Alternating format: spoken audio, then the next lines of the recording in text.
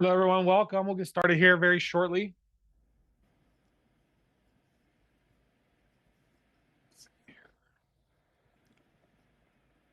Wiki on. No one is on. Can they hear and see us, Dr. Joe? They should. They should be able Okay. to. Yeah. Can they put in the chat where they're from Hmm. and the age of their student? So, um, thank you all for coming. As we're waiting for a few others to hop on in the call, if you could put where you're located and the age or ages of your students, and if you really want to get it be an A+ student, you can put the AP classes that they're going to be taking or the AP test they're going to be taking coming up here. It just gives us a little bit better idea of what we should talk about. Cool. Okay. Yeah, I'm trying to get the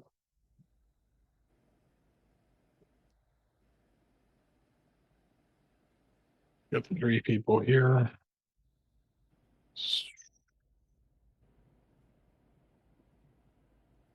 Yeah, we have 59 register. Okay. All right. Waiting for a couple more people. You guys can put in the chat while the Q&A open. Here comes some people. Hey, AJ.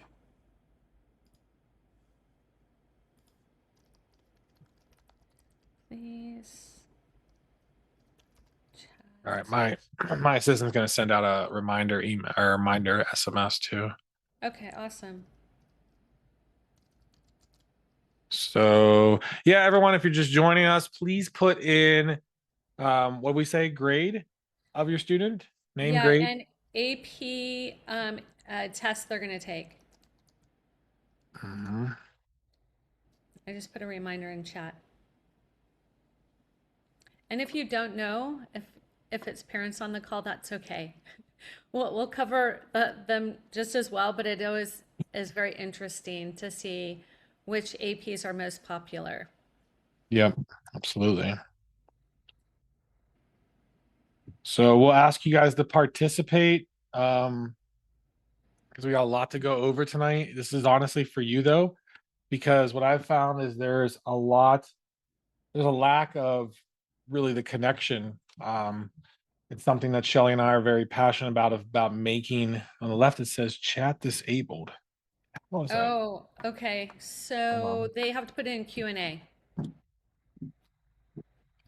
see if we can fix that. Panelists can chat with everybody. Attendees can chat with everyone. There we go. Okay. Or with host and panelist. Okay, it's disabled. Try now. Thank you, EJ. There we go. Some more people coming in. All right. Perfect. Test, test. We have a test coming in. More people, you betcha. Thanks, All EJ. right. All right. Awesome. Chat So is we'll now just, working. yep. Cool. It's like we never done this before.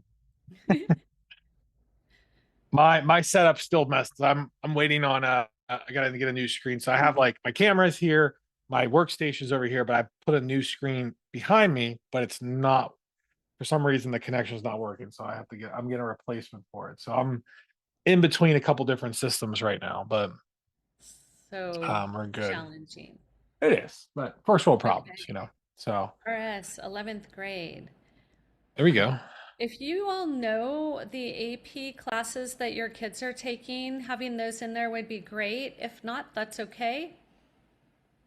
Yep. We are going to dive in, talk a little bit about how APs are not only going to get you accepted, but they're also going to get you some scholarship money. Yep. All right. All right. I think we'll give it one more minute just for a couple more people to come in. My assistant said she's working on sending out just a reminder. Let me see, Ricky, do you need a link? Physics C,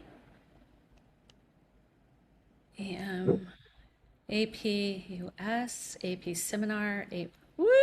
Mhm. EJ, that's a lot of APs. Be very nice. Very nice to that child. Wow. Awesome. Physics, biology, calculus. That's what he wanted. I know I had one of those. My firstborn was just like that. I remember making him pasta each night before he took the AP exams, just going, "You need some carbs, man. I don't know how you're going to get through it." Right. Right. So, um, right. All right. I think we get started. Some more people will come in. Um, Selva, AP Pre-Calc, AP Stats, both right now, or is that two different kids? As I say, that's like I've never seen that combination.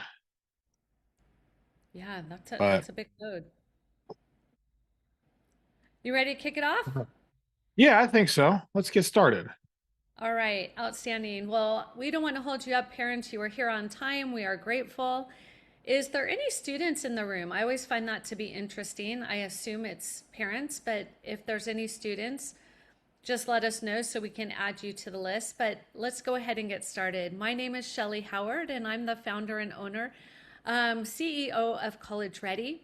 For the last 18 years, I've been helping families navigate college admissions and financial strategy. So, College Ready is a very unique college consulting business in the fact that we care about the academic fit, the social fit, and the financial fit. Little bit, very brief background on me. My firstborn attended Harvard pre med, graduated debt free, went on to UC San Diego Medical School, took on 30,000 total in loans, and then is now chief resident at UCLA Orthopedic Surgery. He will graduate with a total of $30,000 total. My second went to University of Alabama full ride. Third went to San Francisco State, debt free, and fourth went to Europe, and she studied in the Czech Republic of Prague. So I've helped well over 2,700 students over the last 18 years, and they have earned over $80 million in scholarships. So I think that's important to hear a little bit of excitement. I want to give you guys inspiration and know that it is possible to get accepted at any school, and it is possible to get money. So I am super excited to introduce Dr. Joe this evening, who is going to be all things AP. So Dr. Joe, can you give him a little bit of your background? Yeah, thank you, Shelly. I'm excited to kick this off with you. Hi, everyone. If you don't know me, I'm Dr. Joe Sebastian. I'm a lifelong educator, still actually active educator, first as a teacher and now as an administrator. I got my doctorate and my master's in educational leadership. Started tutoring when I was a teacher, stopped for a little bit, went back in during the pandemic, and I started and founded a company called Supported Tutoring, otherwise known as Acing AP Exams, as a Facebook group where we help kids ace their AP exams. And when we say ace, we mean fours and fives, because that is the top scores you can get on those exams, which helps students not only unlock college credit, but savings and time saved through the college admissions and college scholarship process. So it's become my mission to help a million kids score fours and fives. So far, we've helped a couple hundred. This is our biggest year yet. We currently tracking 439 AP exams across our student population that we have inside our program, and AP exam season is only 8 weeks away, and it is it's not what people think.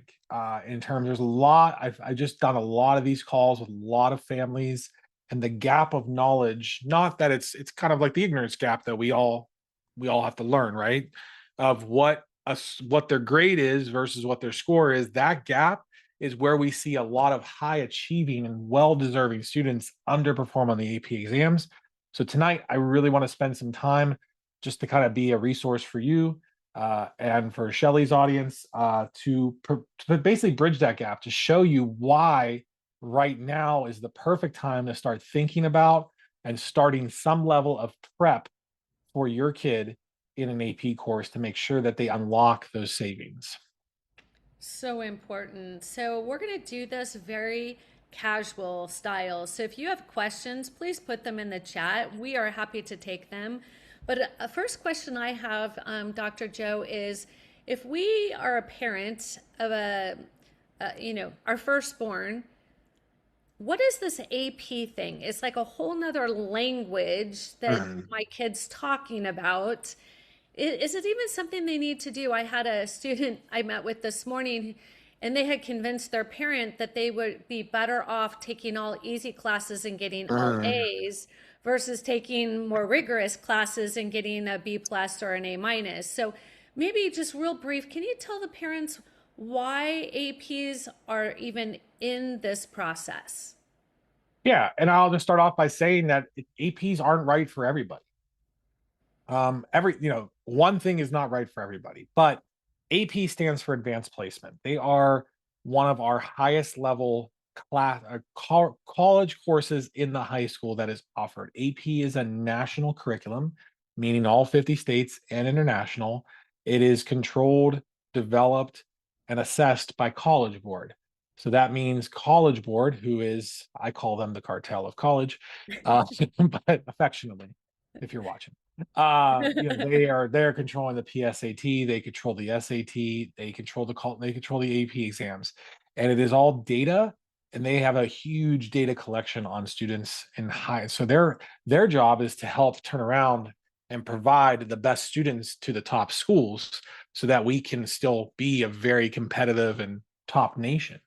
And so the AP is our closest thing we have to a national curriculum at the secondary level. There is also IB, which I taught, International Baccalaureate. It's not as popular as AP in the United States, but it is very popular abroad in the international settings. They compete with the Cambridge and Oxford exams in the British curriculum and some other competitive curriculums as well. So it's basically the equivalent of taking a college level course in the high school. That is not to be confused with dual enrollment or college in the high school or community college. Those are still college classes, but but they are less rigorous. They're still controlled by a college professor, and usually just taking it and passing the class guarantees college credit, but it's not what you think. That I see a lot of haters on my Facebook pages about dual enrollment's better. And I just want to clear the air. It is a very powerful tool if you only want your kid to stay regional, right? A lot of kids from UT or want to go to UT, they're in Texas. There's a great community college system and they have college in the high school. And those credits will translate to the UT system, but they won't translate to Harvard. They won't translate to the Ivy League because there's a thing called reciprocity. A Harvard is not going to accept a community college credit. The UC system, very similar. A lot of great dual enrollment in the high school courses that are going to help at the state level of college classes there get you through sooner. But when we talk about the benchmark, the gold standard is the AP right now, in terms of universally accepted as college courses and rigor. So taking an AP course is challenging for kids because it's supposed to be challenging. It's a college level course. But what's different is College Board creates those assessments.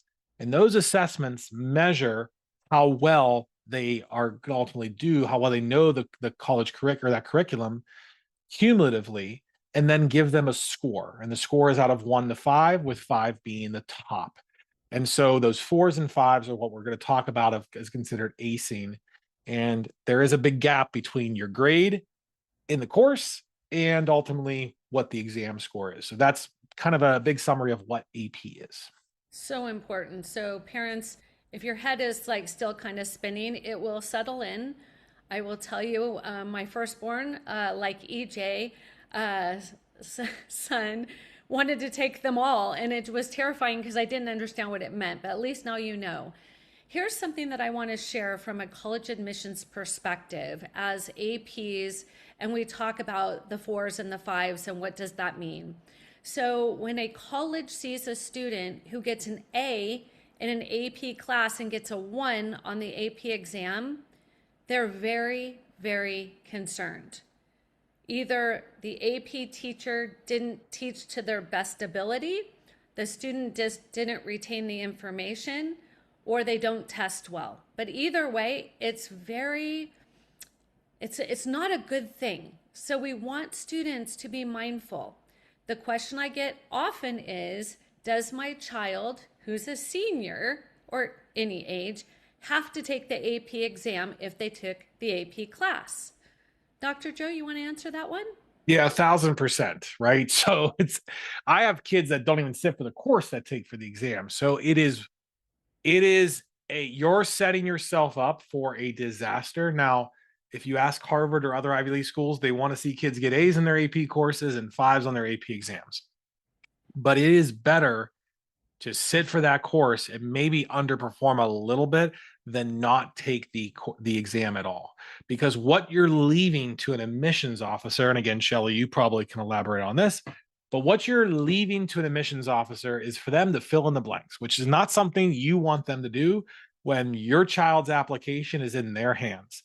Okay, I see here Johnny took 3 AP courses and we have no scores. So what should I conclude? Either Johnny didn't pass any of those APs and he's not exams and not submitting the scores, or Johnny didn't take those AP exams, which means he's just paper chasing a GPA. And so we are probably at the peak, the antithesis of grade inflation in our country at the high achieving students. And really, I'm going to say something very controversial. The grades, to me, your grades in the class matter the least out of all these formulas, because grades can be artificially inflated by a multitude of means. And really, that benchmark score, just like the SAT and the ACT, it's the only thing standardized we have that separates kids. So, yeah, it's not in the control of the teacher. And so, really, that shows the highest level of rigor for elite schools, but for any school, really. And that's the separator. So you talked about very quickly that a student doesn't have to take the class at the high school and they can still sit for the exam. Mhm. So for many parents that I talk to about college admissions, they're like, "No, that's not true." And I'm like, "But it is true. I have students do it all the time where they self-study and they do well on the AP exam." So just because you don't know it to be true, parents, I want you to know that's why Dr. Joe and I are here tonight. Please put any of those myths in the chat so we can help you understand the consequences if you follow that path. So getting back to how does this look for college? Colleges are a business. They're looking for students who will do well at their school. That means, can they take their rigorous amount of work? Can they pass the class? Can they take the tests? So it's not that they don't like your student, it's just they're trying to figure out who's going to be successful when they get here. So let's just jump now to how is it even possible that a student can get a 4 or a 5, because all over the internet it begs to differ. Yeah. So let's just start by breaking down some simple numbers, right? So nationally, only about 30 to 35% of high school students will take AP courses and exams, which means if you're joining us tonight and your child is one that is taking a or multiple AP exams and courses, congratulations, you're already in the top third of the nation. Now, the scary stat is out of that top third, 70% will not get a 4. 85 to 90% won't get a 5. Now, those scores, I'm giving you ballpark numbers, can range per exam and how many are taking it, but that is the gap. Now, 3 is passing. Now, here's mind blowing because we think of 90s and 93s as A's in our school. A 3 is passing, and that's 50%. And it's usually a scaled score, median average. 60 to 65% is a 4, and 70 to 75% is a 5. So the APs, there is this big disconnect when we start talking about AP scores from the grades. So the teacher is responsible for teaching the curriculum of the AP course. And truth be told, there's not much to differentiate except speed and amount of content then your honors. It's just following the AP curriculum. We have to cover the content so you're ready for the exam. And we're going to get into that here in a second of the big gap and why there's such a big discrepancy is because the AP exams do not measure content knowledge. They measure skills. They measure what your kid can do and think applying the content to skill-based questions in the forms of multiple choice and free response questions. And the biggest kicker of all is half of the test, sometimes more, but 50 to 60% of the test is judged by an AP reader, meaning it is open to interpretation using a rubric through written responses. So you have to be able to write the way the AP grader is going to award points. And that's what makes it so rigorous. Mm, so good. Before we jump into the details, I do want to make sure we talk about why it's important if you are looking for scholarships. So, first thing is, in order to get accepted, there are many schools that have a minimum AP requirement. I know what they are, and I'm happy to tell you. If you want to set up an appointment, we don't have a time to go through all of the APs, but here's the important thing. If your child has a 4.5 GPA and a 32 ACT, and so does this student over here and this student over here, how will a college decide who gets to come?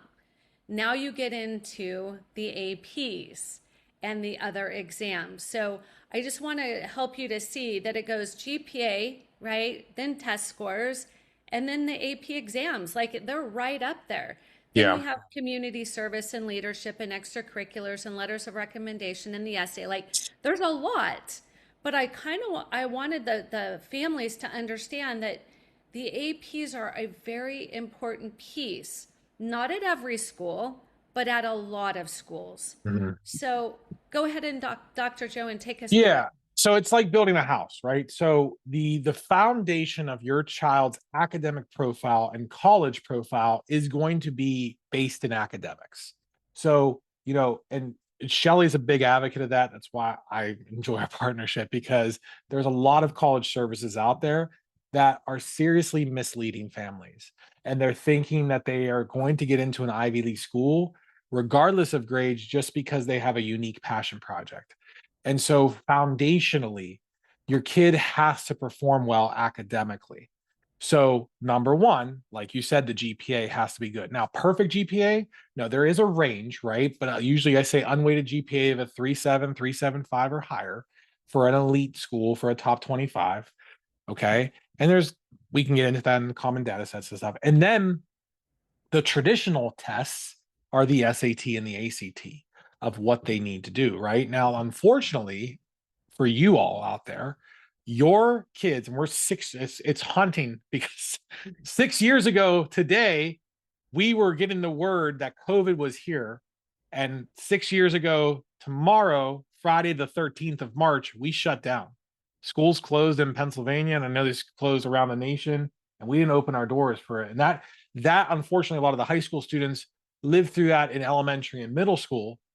And so there's a lot of learning loss and gaps there. But before COVID, the astronomical SAT scores that you are required to get into a Stanford, into a Harvard, they were like in the 14s and the 13s. Now you basically can't even touch an Ivy League without a 1500 SAT. And the reason that happened is because the law of averages. Kids stopped submitting score. So score optional hurt everybody. It hurt us. It hurt you. Here's how. It skewed the averages up. Kids looked at the common data set, and there's a 25, a 50, and a 75th percentile of scores accepted by first time admission students.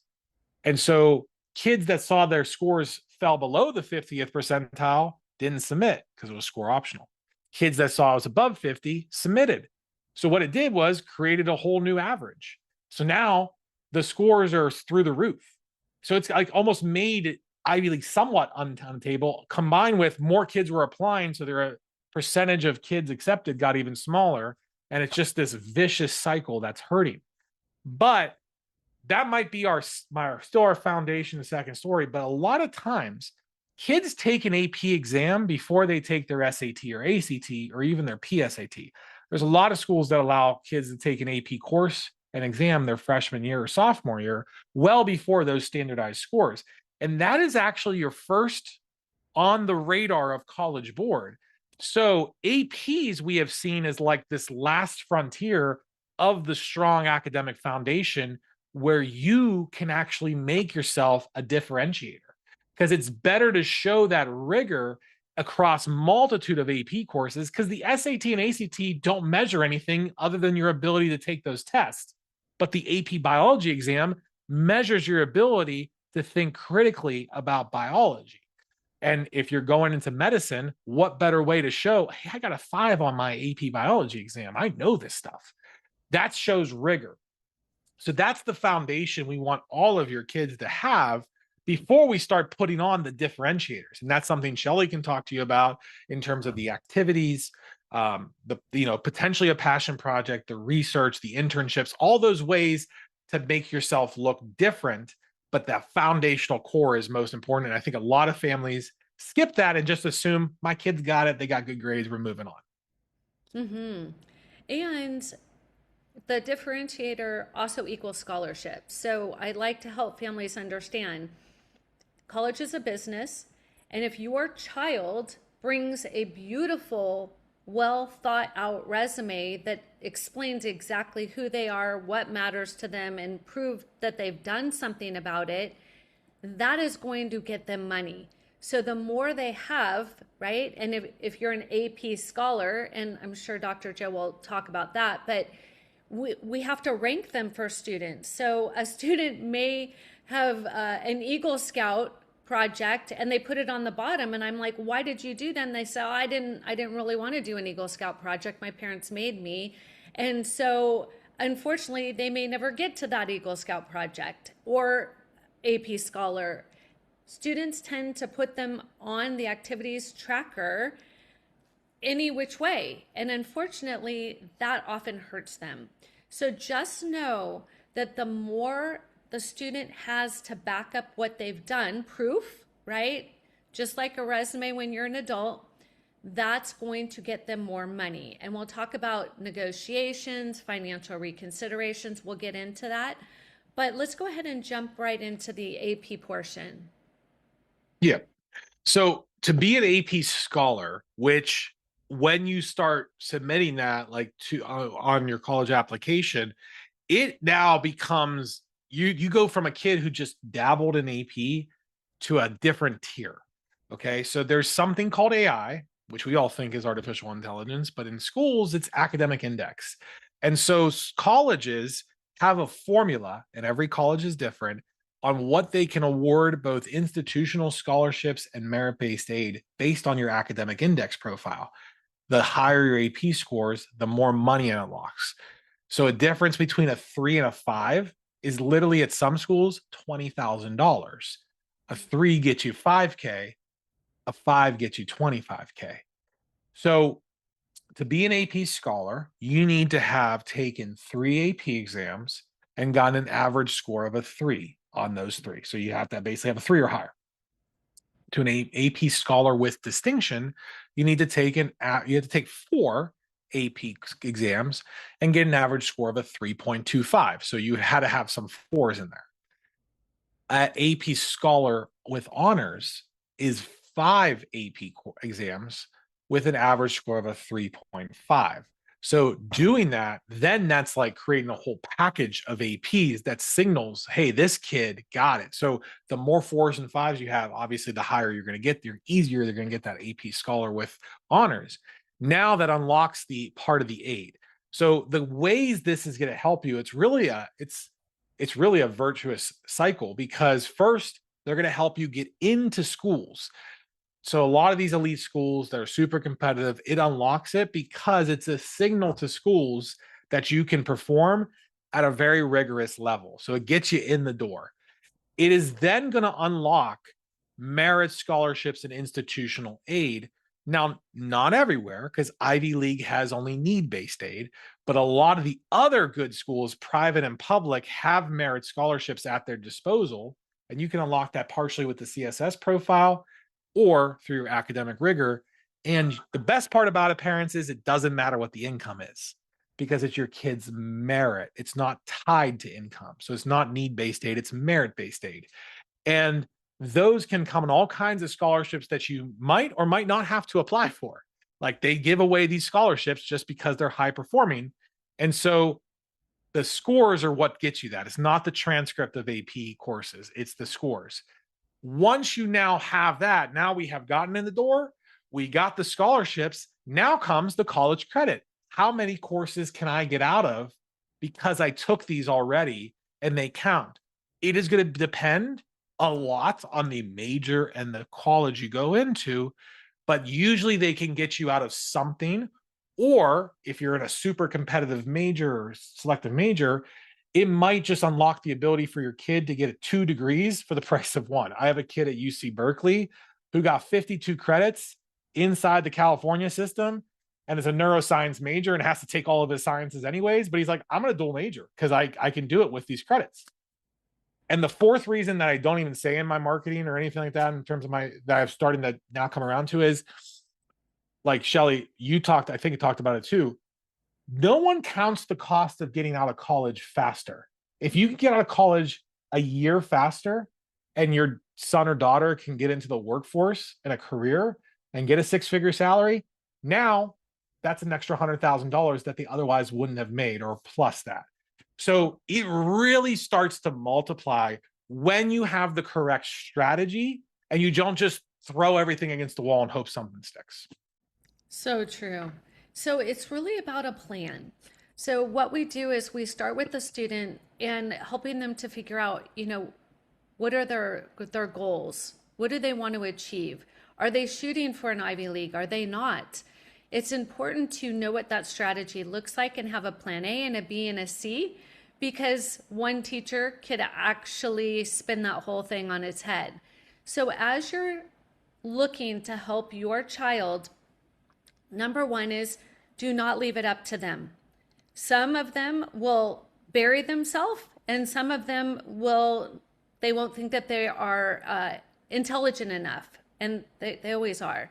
And so they really need some support in this area. So either you, the parent, if you're qualified, or hiring somebody who is, will make a huge difference, because in the California, the UC system, they have what's called an A through G.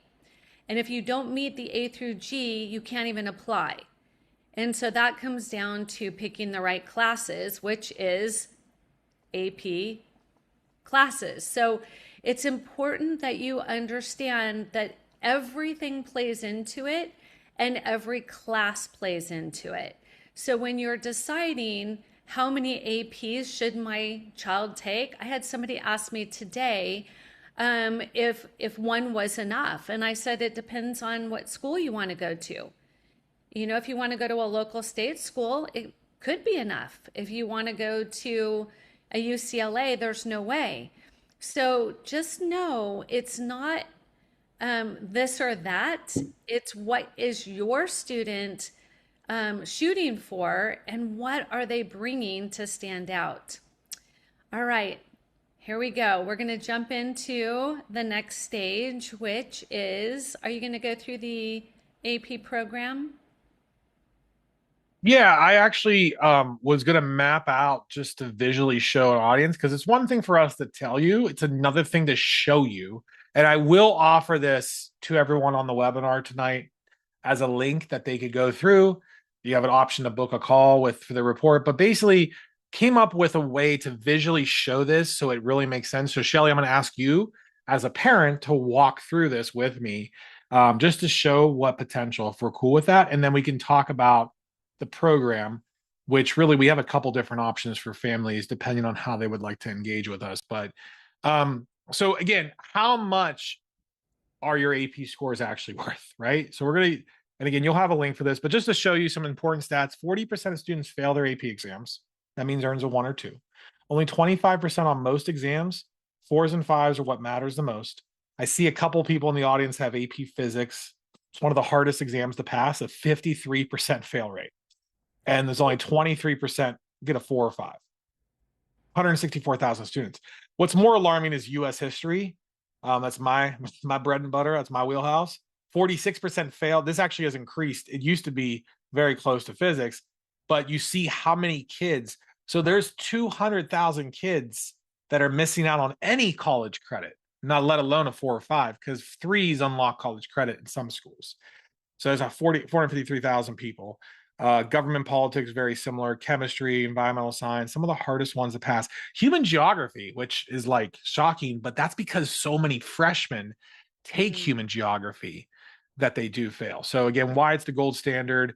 So let's do this together. Sorry, let's get our free savings report. Okay, Shelly, Miss Parent, what AP exams is your child taking or plan on taking? Okay, so let's go with Calc AB, Okay. Calc BC, Okay. AP Stats, Okay. These are just STEM, and then I have humanities down here too. But go ahead. AP Bio, Mm-hmm. and Chemistry. Okay. Any humanities or social sciences? AP Lit and Ling, Okay. and Social Histories. Studies AP Euro, AP Gov, and AP US.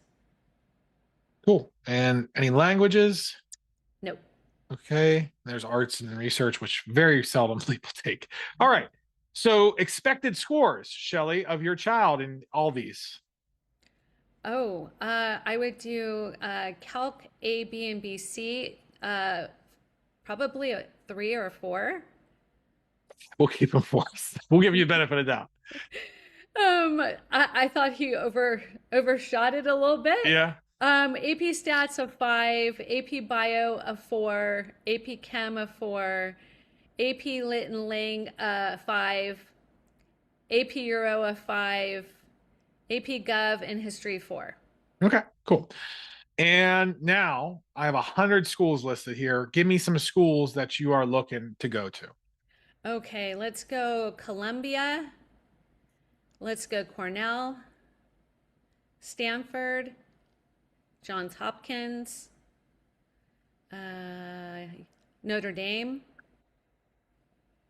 How many more do you want? Well, you want to do some of the UC since we're out there? Yeah, You want to do UC sure, Bird? sure. Let's do UCLA? UCLA and UC Riverside. Okay. That'll And be a safety school. I'm gonna throw in Michigan and let's do where's my school? Is it in here? Pittsburgh? I know it is. Can't find it under pressure. Dang it. All right, it's okay. We'll do that. I don't, God forbid I do Penn State, but go ahead. Sorry, I went to Pitt for my doctorate, so if you know anything about that. But all right, we also have BSMD programs on here too, by the way. So just FYI. Continue. All right. Income based of this hypothetical parent, Miss Shelly Howard. Let's put us right in the middle, 150 to 200. Okay, cool. Calculate my ROI, and I'll just put mine in there for now. And again, you guys can do this. You have this opportunity to do this here in a second. So it does give you a free PDF, basically just breaking down the maximum potential savings, $212,000 in this scenario at Johns Hopkins. And then it tells you 90,000 in college credit, $46,000 in merit scholarships with early graduation, potentially 60,000 and need-based boost, right? So it's then going to talk to you about skills. Now, I'm going to talk to you just loosely about my program and what it does, but this is more important for you in terms of why. Because every AP exam measures different skills. And so this is going to give you the key skills tested. It's not content. It's AP exam skills with the content. And it's going to show you the score 5 rate and the FRQ weight, which is important, again, because I said it's subjective to the person grading it. And then it shows you the FRQ tips as well here. So it's pretty comprehensive. And then it gives you a breakdown of savings comparatively. Shocker, Stanford's the lowest they want you to pay. But then it has a detailed breakdown by college. So 212,000, and here's how it breaks down in terms of semester saved, need-based boost here. But you can go through this and you basically have a pretty detailed report of how this actually works, and then you have an opportunity to book a call with our team. Is this valuable? I mean, I'm debuting this for the first time tonight, but you do get this PDF here that shows the potential. And what do you think, Shelly? You're the first time you're seeing it. I think this is outstanding. I do this for the FAFSA, the SAI, and the CSS profiles. So I take it from a financial perspective. And so this is the first time that I've seen where you have quantified how much money a family can save by the student doing well. Not only is that important, but the skills that Dr. Joe teaches will help them do well on their SAT and ACT and their LSAT, their MCAT, their college class. It's not just memory and putting it in the box. The students actually have to learn a new way to test. And so the skill is brand new to them. The knowledge is there, but timing is so different. I'll give you an example. In the classroom, a teacher will say, take your time, get every answer right. We've allowed enough time. On these exams, for the first time, students are panicking. They're under the gun. They feel the pressure, the weight of the time. And so they need to learn how to pace, and they need to learn how to get rid of things really fast. So with that what you just showed, from a parent's perspective, I would definitely be supporting my children and saying, yes, we need to stay home on Friday night, and we need to be working on your AP exam, because that will save us X amount of dollars. Wouldn't that feel great that you could help us? Yeah. That's how I'd be approaching it as the parent. So here's the scary thing, because, most of us assume, hey, my kid's an A student, my kid's a good student, I go to a good school. Great. I understand, because I've worked in good schools. I've also tutored kids from good schools. I tutored kids from probably one of the top, actually, no, it's not probably, it is one of the top schools in the nation, Thomas Jefferson STEM Academy in Fairfax, Virginia. And I tutored kids they're in some of the top 100 schools around Fairfax, Virginia. And this was 10 years ago when I was coaching baseball, and hearing this then, and I just heard it again today. And I shouldn't be saying this on air, but I'm going to tell you. So I have a teacher, which will remain anonymous.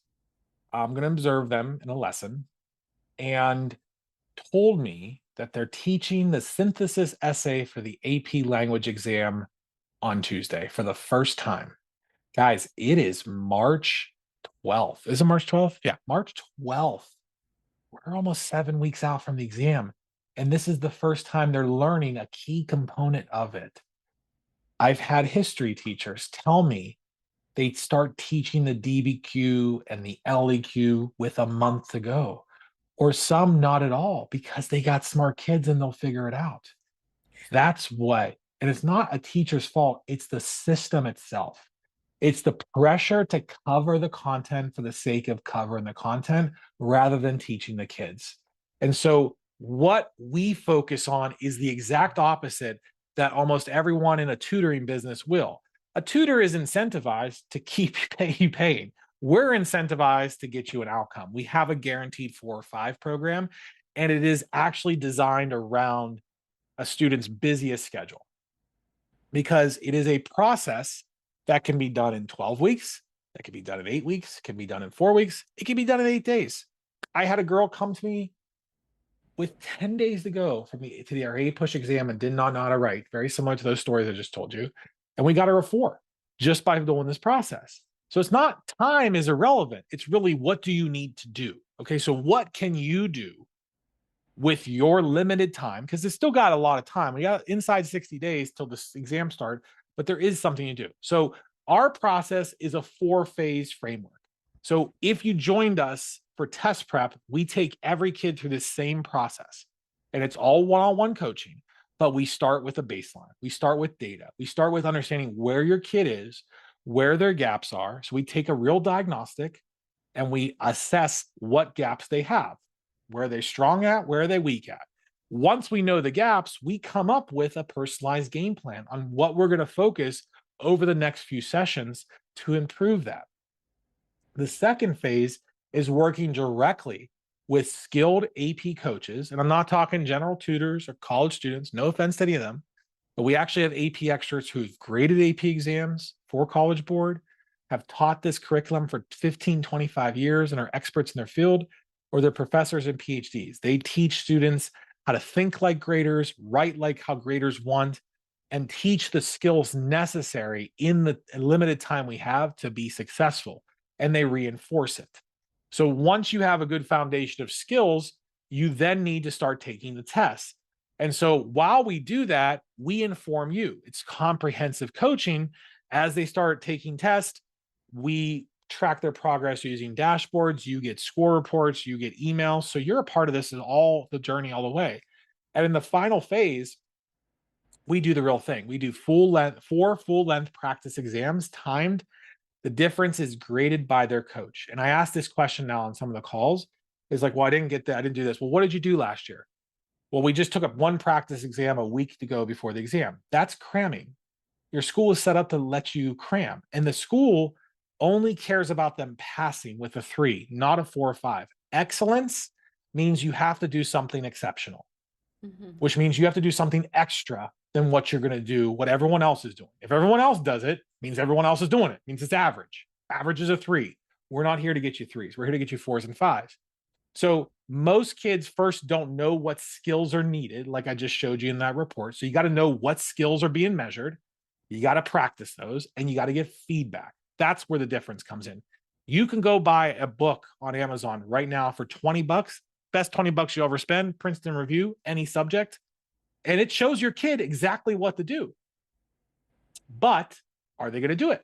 Who's going to hold them accountable? And if they do it, got a news for you. Been around with teenagers for 16 years teaching them. They usually choose the path of least resistance. They're probably not going to time themselves writing free response questions. And even if they do, bless their heart, as they say in the South, they're probably not getting detailed feedback on what they can do better. So they're not forcing growth. We have to lift in the gym and break down muscle for muscle to grow back stronger. What resistance is your kid getting in their practice? And so if they're not training the way the exam measures, they're setting themselves up for failure. So we're leveraging our teacher's time with your kid's time, focused on those free response questions that is going to make or break your kid from getting a 3 to a 4 to a 5 with that feedback cycle. And then it becomes an iterative process of take the exam, get the feedback, improve, do it again. And most kids, in fact, I'd probably dare say 90-95% of kids out there, probably more, of test takers are not going to take 4 time practice exams before their test in May. We do, and that's why our results are what they are. So we force students through that process because we guarantee outcomes. And that is our test prep process in a nutshell. So good. I'm going to share my screen really quick because I do want to touch on at the end of all of this, I want you to understand the scholarship process, because if you listen to the average person, they will tell you, my kid is perfect. They did this, they didn't get in, or they didn't get money. You know, so far this year, we're about halfway through the application season. Our students have already received over $5 million in scholarships. So I want to break it down very basically for you here. So, and I'll tell you where the APs are going to fall in. So the need bucket, this is for families who earn under 200K. The independent bucket, this is going to be, if you're a vegan, there's a scholarship for $10,000. In the institutional bucket, this is what we're talking about right now. The institution has big money. Right now, Harvard has $53 billion in endowment. They can give away money like nobody's business. So it's important to know the institutional bucket is one that most people don't know how to tap into to do financial negotiations, reconsiderations. And so tonight, I'm going to be offering your family the opportunity to calculate your student aid index. That is the first step to understanding how much a school should cost you. Then with Dr. Joe's nice calculator, you should have a really good idea of how much those APs will help you. So between the two, you should have a really good idea of how much that institution will cost your family. Then there's the merit bucket. This is the one they earn. This is the AP Scholar bucket. This is the one where they stand out. Few other important statistics is the FAFSA looks at the second semester of the sophomore year and the first semester of the junior year. You may be in it right now. And you want to make sure that your money is not in your child's name. They will assess that significantly higher than money in your name. There's areas where the FAFSA looks and where they don't look, and it's really important that you know what bucket to put your money in to get the best opportunity. So the FAFSA and the CSS profile, they're the government way of helping you navigate financial aid. College Ready is we're more than just college admissions. We're really helping you help your child find who they are, what matters to them, and improve how they've gotten how they've accomplished it, as well as tapping into all of the scholarship money. Even if your family can write a check for the full cost, it feels really good to get recognized for a scholarship when all your peers are doing that. So I did want to give you an opportunity to reach out. Here is an opportunity for 30 minutes where we can talk about your student aid index. We can talk about how to lower it to increase your amount of scholarships. So AP scores do equal scholarship money, but as you can see, there's 4 buckets. I want you to tap into all buckets. So back over to you, Dr. Joe. Yeah, and as we kind of wind down and maybe allow for a couple questions, I put that link into the calculator, and Shelly, I will give it for you guys to post too.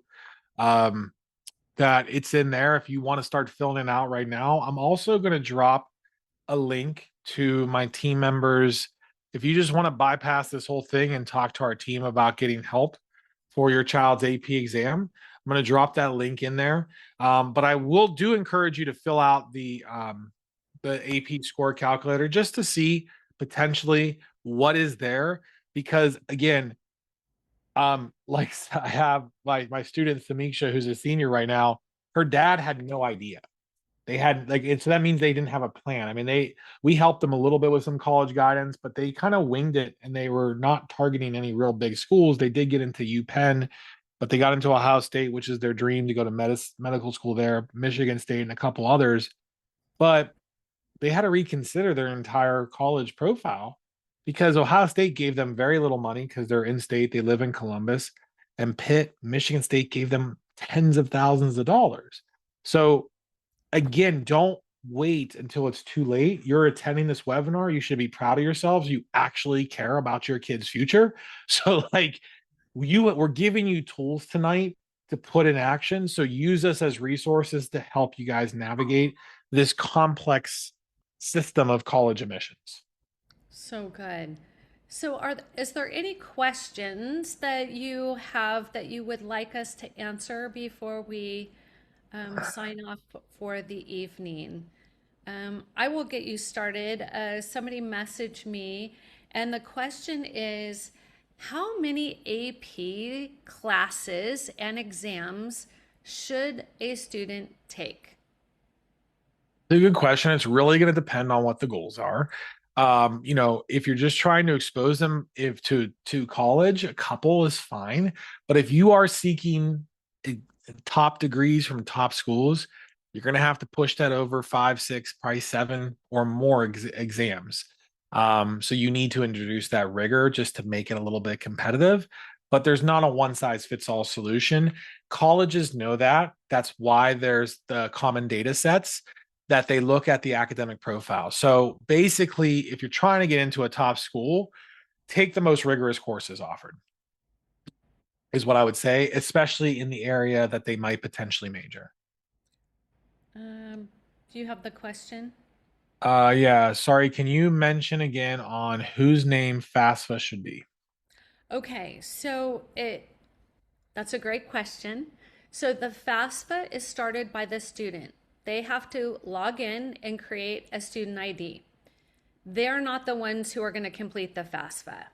After they have their student ID, then the parent needs to go in and get a parent ID and connect it to their student ID. So this is where the big problem exists. Statistically, 87% of families who complete the FAFSA do it wrong. And that is why I have job security. It is unfortunate and it's super frustrating, but parents, please read everything, every question individually. Because if the money is in your child's name, say a 529 is in Jimmy's name, the first thing they're going to do is say, thank you very much for saving all that money for us. Regardless of how many AP, IB, dual enrollment, all of that. You have told them this is eared for the institution. And so if the student has a regular banking checking account that they put their paychecks in, that money's going to go first, and it gets assessed twice as high as the parents. So scholarships is not as simple as I make too much money or I don't. That's not it at all. There are many scholarships that have nothing to do with your financial situation, and then there's some that do, and then there's others that don't. And we tap into all the buckets, and that's why we're so successful. Many families will not know that you can do a financial negotiation, a financial reconsideration, how to get off the wait list. We help families navigate all of that. So to your question, completing the FAFSA correctly is really a very important step. It does not ask for the value of your home. Yet at least 60% of the FAFSAs that I check, parents put the value of their home. And so it automatically kicks them out of something they shouldn't be kicked out of. So just know you could do your taxes or you pay a CPA who knows tax code. It's a very similar situation with the FAFSA. Do we have another question? Yeah, regarding AP, my son was told that if he's planning to take AP Lit next year as a senior, he can only take credit for either AP Lang or AP Lit for AP score. Is this true? Is that for the college? That is not true. Mm-hmm. So he can only take credit for either? No, he can take credit for both. Mm-hmm. Yeah, at colleges. Yeah. And it will depend on the college, though. I will Mm-hmm. say at the Ivies, they don't give you credit for any of it. You get to use it to get in, but they're not giving away free credit to anybody. And so it's what you need to be competitive to get accepted. But at many schools, I mean, my third got out of a whole year of college because of his AP credit. So just know that it can absolutely give you a huge value of, giving the student time back. Mm-hmm. What are those AP courses accepted credited in all college? It really does depend. I mean, there's common are your histories and your Englishes, honestly, because um like the chances of your kid having to take an entry level English class and an entry level history class in any university is extremely high. And so those often can replace those classes regardless of major. If you're going to go into medicine, they're probably going to want you to take their biology. They're probably going to want you to take their chemistry. If you're going into engineering, probably going to have to take their physics. They're not going to care that your high school teacher taught you AP physics. They want you to go linear through the program. They also want your money too. But what ends up happening is some of the credits don't work out in direct um, you know, filling. It can roll over into elective credits. And so you can get out of some of the required elective credits faster too. University is universal. So in America, we still believe in having a well-rounded education at the university level. So even though you might be hyper focused on STEM, they still want your kid getting exposure to humanities because, in case you didn't know, AI is taking over very fast. And when our robot overlords do take over, we do want them to care for humans. So we want to make sure we put that in the code there. So So crazy. So what it's really important is once your student figures out who they are, what matters to them, what they've done about it, then they're going to look at here are careers that is a good fit. And then they're going to look at here are majors that are a good fit. And then we look at how much money that career or that future will provide for that child. And then we look at will AI be taking it over in 4 years? So it's really important that one, you can no longer go in undeclared, undecided. That's gone. Poof. That went out with the caveman days, my kids tell me. And so your 17, 18, 19-year-old is being forced to pick a major. And here's the problem, not every college has every major.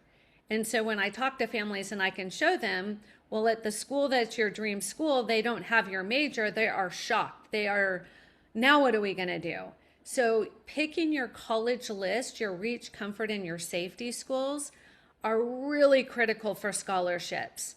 So it is a plan, it is a strategy. The more time and energy you put into it, the more money you will get out of it. So just I want to inspire you to encourage your children that testing is not optional. Even if the school says they are today, tomorrow they can flip the switch and make it required, and if your child didn't take a test, they can't apply there. So how optional is it to not take a test? If your student has test anxiety or they have a reason why they can't test, then that's another essay that we need to craft. But just know it kept students out of applying to certain schools this year because at the last minute, schools went test required and they weren't prepared. They were planning on optional. So hopefully that helps. And we are out of time, just yeah, like that. Hour flew by. absolutely. So again, we dropped the links. We will have the replay, I think, published hopefully pretty soon. I know our team is already talking about it in the Slack channel. So we'll get that pushed out as well on YouTube. We'll drop the links. Shelly, I'll share make sure you message me off this. I'll get your link in our community. I'll give you our link for your community. And yeah, thank you guys for your time. Hopefully this was helpful. Appreciate you and see you next time. Thank you.